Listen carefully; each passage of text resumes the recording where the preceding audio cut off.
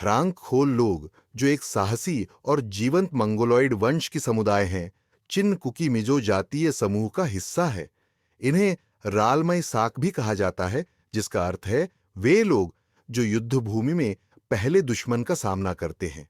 उनकी कहानी मौखिक परंपराओं में गहरे रूप से निहित है, जो उनकी उत्पत्ति को एक पौराणिक गुफा या छेद से जोड़ती है, जिसे खुरपुइटाबुम कहा जाता है और जिसे चीन में स्थित होने का विश्वास किया जाता है।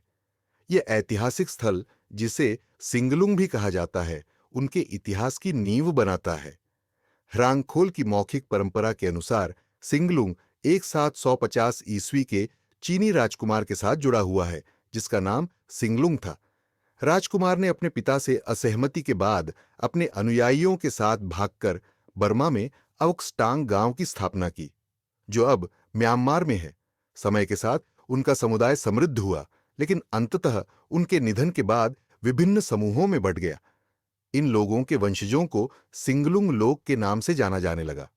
प्रवासन और बसावट ह्रांगखोल लोगों का प्रवासन का एक समृद्ध इतिहास है, जो प्रायः उनकी मुख्य आजीविका अर्थात स्थानांतरण खेती के लिए उपजाऊ भूमि की खोज से प्रेरित था।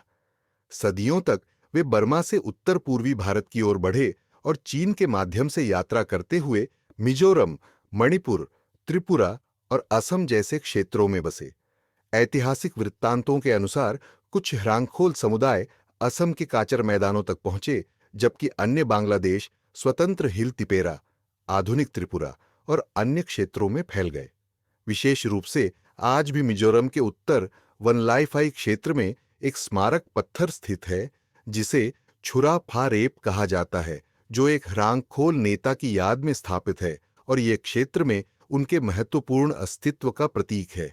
कबीले और वितरण ह्रांगखोल जनजाति 24 विभिन्न कबीले में विभाजित है, जिन्हें सामूहिक रूप से पांची कहा जाता है। ये कबीले विभिन्न क्षेत्रों में फैले हुए हैं।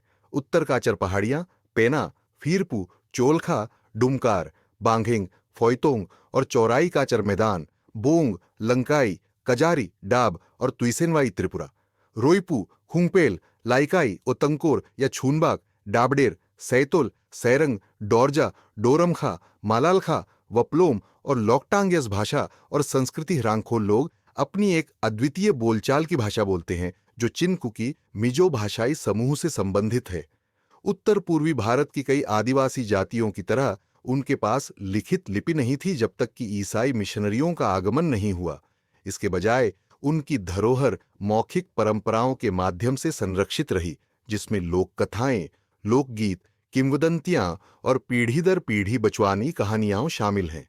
अपनी उत्पत्ति और प्रवासन से संबंधित विभिन्न परंपराओं के बावजूद ह्रांगखोल लोग अपनी संस्कृति, बोली और रिवाजों के माध्यम से अपनी विशिष्ट पहचान बनाए रखते हैं, जो उन्हें भारत की आदिवासी समुदायों में एक अनोखा स्थान प्रदान करती है। आज ह्रांगखोल लोग अपने पूर्वजों की परंपराओं के अनुसार जीवन जीते हैं। हालांकि उनके चारों ओर की दुनिया में बहुत कुछ बदल चुका है, लेकिन उनकी भूमि, संस्कृति और भाषा से गहरा जुड़ाव पहले जैसा ही मजबूत है।